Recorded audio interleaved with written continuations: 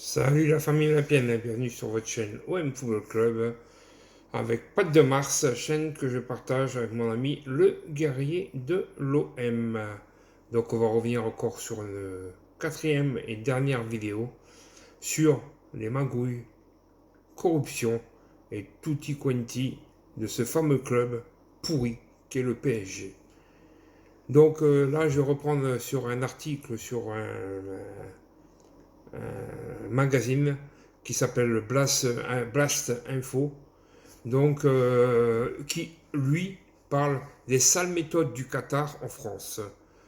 C'est un article qui va parler de fiscalité, de football, de justice, de police et justement du Qatar. Donc eux, ils ont découvert qu'il y a eu des menaces sur des policiers lors d'une perquisition visant, comme je l'ai dit au mois de juillet, Al-Khelaifi pour avoir son portable, pour essayer de tirer les informations qui sont dessus. Pression diplomatique sur les enquêtes judiciaires, entrisme et trafic d'influence au Parlement, au ministère de l'Intérieur, des comptes publics et à l'Élysée. Leur enquête et les dernières révélations sur l'émirat gazier jettent une lumière crue sur la pieuvre qatari et sa toute-puissance en France.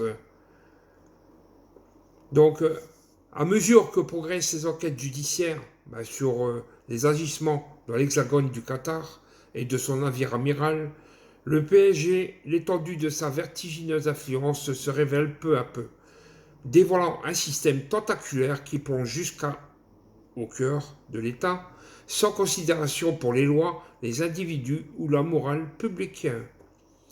Comme Blast l'a longuement documenté, l'Émirat n'a pas hésité à tenir au secret pendant de longs mois en 2020 un citoyen français, Tayeb Benabderrahmane, qu'il a par la suite condamné à mort par contumace en 2023. Consultant français, longtemps proche du club parisien, a le malheur d'en savoir un peu trop sur Nasser El Khelaifi, le président du PSG et ministre sans portefeuille de l'État confetti. Le fait pour Tayeb Benabderrahmane de détenir trop de documents compromis, notamment le contenu d'un téléphone, celui que les policiers, la brigade d'intervention, qui ont voulu le récupérer en juillet dernier, de Nasser le protège, mais le condamne aussi à vivre caché et sous pression. Même protégé en France, ce consultant n'est pas à l'abri d'un mauvais coup. Donc il y a eu des pressions diplomatiques et condamnation à mort envers ce monsieur. En diplomatique terme, aurait choisi que pressant. Le Premier ministre et ministre des Affaires étrangères qatarien a même pris la plume par 2 fois pour se plaindre que la justice française prend en considération les dires de leur ancien employé qui a porté plainte pour torture et kidnapping. Je tiens à confirmer que le désigné Tayeb Benabderrahmane a commis de graves crimes conformément au code pénal qatarien. Oui, mais chez eux, ils ne pardonnent pas. Hein.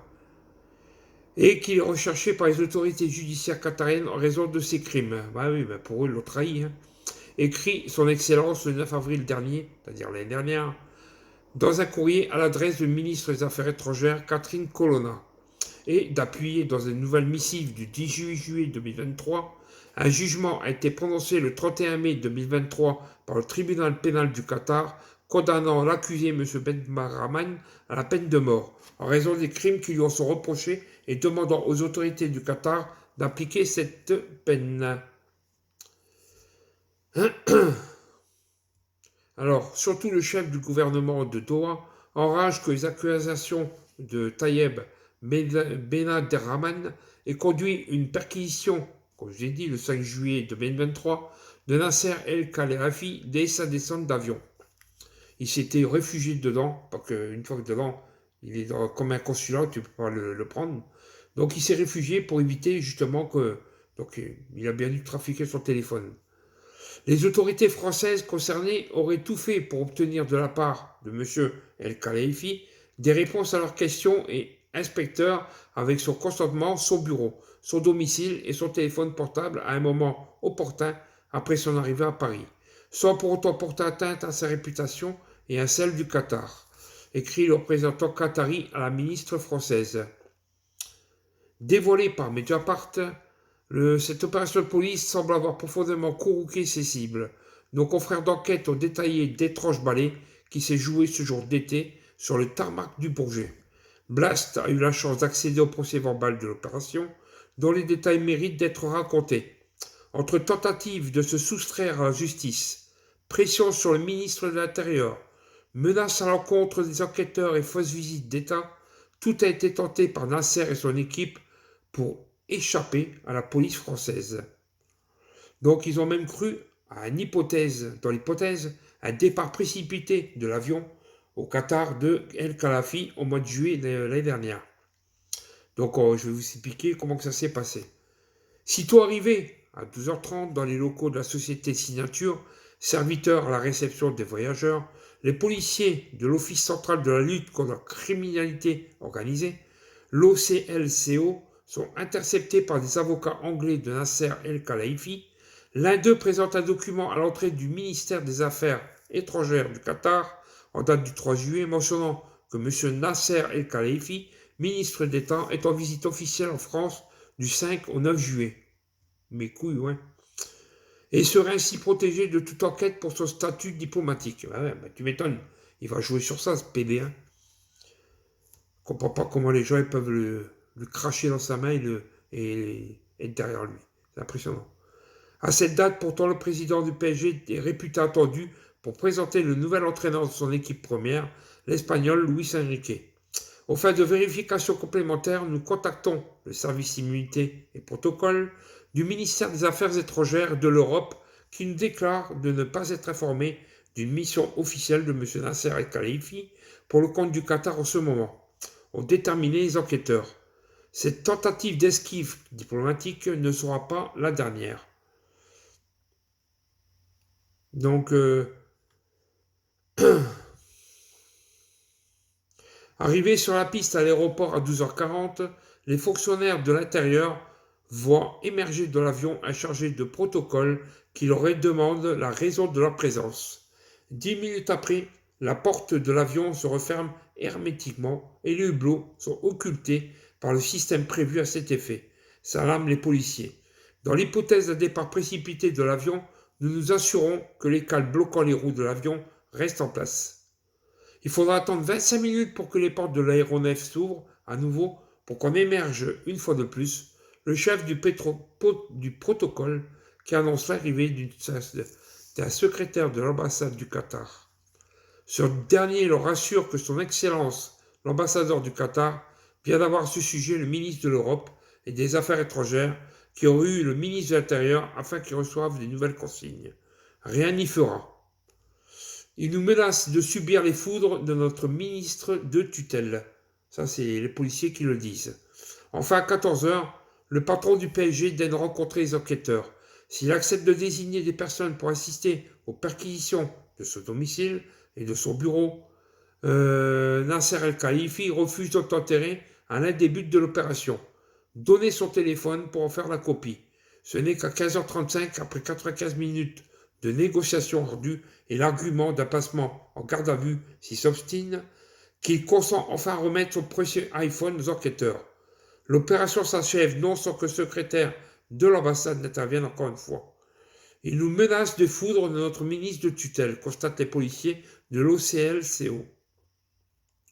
L'arrogance d'un dirigeant étranger s'estimant capable d'échapper à des policiers sur le sol français quitte à présenter un ordre de mission diplomatique baroque ou celle d'un simple diplomate s'estimant légitime à engager des mesures de rétention à la rencontre de policiers d'élite, pourrait relever d'un simple comportement de matamor. Cette attitude relève de toute autre chose. Un sentiment d'impunité marque de la toute-puissance et de l'assurance que le Qatar compte au rang des puissants de son monde. Qu'est-ce que tu veux faire avec ça? Ou sinon, y a un homme qui a œuvré pendant des années à installer et asseoir cette réalité. Par son entrisme, Jean-Martial Ribes, communicant en chef du PSG de 2011, date du rachat du club par le Qatar jusqu'au printemps 2022, selon les documents judiciaires que Blast a pu consulter, le fringant quinquagénaire a tissé des liens privilégiés avec des personnalités bien installées au cœur de l'État. Ainsi, de Charlotte Casa Zoprana, ancienne chargée de mission à l'Élysée, de Nathalie Yanetta, conseillère sportive de François Hollande puis d'Emmanuel Macron, Ribes la consulte souvent entre 2015 et 2018 pour éviter de faire le dossier d'attente de 15 plombes. À la préfecture des Hauts-de-Seine pour faire renouveler, écoutez bien, le titre de séjour de sa femme ou obtenir le passeport biométrique de son fils. Invitée à plusieurs reprises au Parc des Princes, Madame Casasoprana fait même acte de candidature auprès du PSG en 2018. Et si vous écoutez bien la vidéo de Romain Molina, il explique tout dedans. Vice-président de la République en marche de l'Assemblée nationale de 2017 à 2022, Hugues Rançon devient un interlocuteur privilégié à compter de son élection. Entre ce fervent supporter du PSG et l'éminence grise de Nasser sur l'équipe, les relations dépassent largement le partage d'une même passion. Sur l'échappe tricolore, Rançon ne se contente pas de solliciter les invitations au carré VIP du Parc des Princes ou de demander à ce que son fils accompagne l'équipe lors d'une entrée sur le terrain, en tant qu'escorte kid. Le parlementaire février actif, également pour accélérer les demandes de visa, titres de séjour et passeport pour les membres de la famille de M. Ribes, notamment sa femme ou des ressortissants étrangers proches des Qataris, avec un certain succès. Le 12 février 2020, Hugues Rançon transmet un courrier du ministre de l'Intérieur, à l'époque Christophe Castaner, actant à la naturalisation de l'épouse du communicant. Celle du ministre est mieux que celle du préfet, remercie Ribes par texto.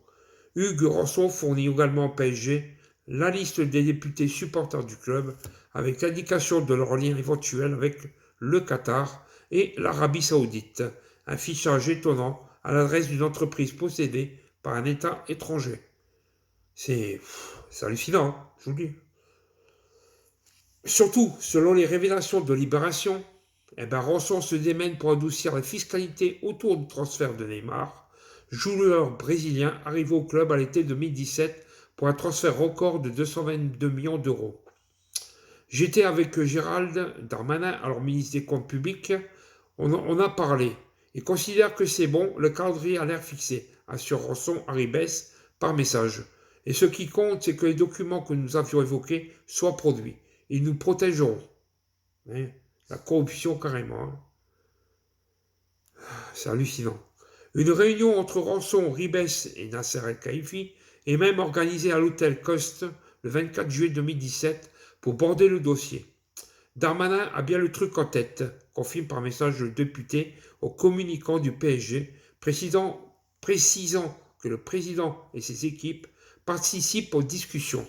En somme, un élu de la République, un ministre et un président participent à l'allègement fiscal de l'arrivée d'un employé du PSG dans une structure détenue par le Qatar. On rêve. De fait, comme l'a détaillé Mediapart, le transfert de Neymar au PSG n'a été assujetti ni à l'impôt sur le revenu, ni à aucune cotisation sociale. Un manque à gagner de plusieurs dizaines de millions d'euros pour le trésor public. Et qui paye toujours la claque? C'est nous, les petits contribuables. Depuis ces échanges, Hugues Rançon a quitté la politique, devenant secrétaire général d'EDF Hydro. Sans concrétiser son rêve de travailler pour le PSG, lui qui indiquait dans un texte du 24 août 2020 qu'en cas de proposition d'embauche au club, il abandonnerait son mandat. Charlotte Casasoprana s'est reconvertie, elle, dans un grand groupe d'hôtels et de restauration. Jean-Martial Ribes, lui, a été mis en examen notamment pour trafic d'influence et corruption le 30 novembre dernier, précisément pour ses échanges de bons procédés. Une mise à l'index judiciaire qui peut augurer d'un tremblement de terre à venir, tant les libéralités du PSG du Qatar avec les élus, les policiers ou les dirigeants sportifs ont été importantes ces dernières années. Pour qu'il y ait corruption, précise à Blast, une source proche de l'enquête, il faut impact. Ribes ne peut pas être le seul mis en examen. Et côté météo, des prémices de tempête ont d'ailleurs été annoncées par Blast. Le 16 janvier prochain, des représentants du Qatar seront renvoyés en correctionnel devant le tribunal de Nice. Ces éminences n'ont pas respecté le code de l'urbanisme et de l'environnement quand il a fallu ripolliner le palais qu'ils ont acquis à Roquebrune-Cap-Martin. Un premier procès pour fissurer le totem d'immunité dont les Qataris bénéficient depuis une décennie. Donc, joint par Blast, l'avocat de Charlotte Casasoprana, maître Pascal Garbarini, assure que sa cliente ignore tout de cette affaire. Et toutes les interprétations qui la viseraient, elle a toujours agi dans le cadre de ses fonctions, assure le pénaliste. Madame Robin Vanni, avocat de M. Ribes, a précisé à Libération que son client n'a jamais proposé quoi que ce soit en contrepartie du moindre service et conteste l'interprétation des messages issus de son téléphone. Donc voilà, c'est incroyable, mais vrai, malheureusement. De tout ce qu'on peut dire, de tout ce qu'on peut voir ou entendre, c'est hallucinant. Donc là, c'est pareil. Si je trouve le lien de ça, je vous le mettrai en commentaire. Parce que franchement, il faut le lire, pour le croire. Et il faut voir les quelques liens on va dire ça, de documents qu'ils mettent dessus. Pour mettre la preuve comme quoi c'est trop, quoi. Trop, c'est trop. Donc voilà, famille, si cette petite vidéo, elle vous a plu, enfin, cette grosse vidéo plutôt, elle vous a plu, n'oubliez pas de mettre le pouce qui va bien, de vous abonner à la chaîne OM Football Club, d'activer la cloche pour suivre les prochaines vidéos, de mettre quelques commentaires si ça vous convient, ou vous dire ce que vous en pensez de tout ça. Et moi, je vous dis à plus.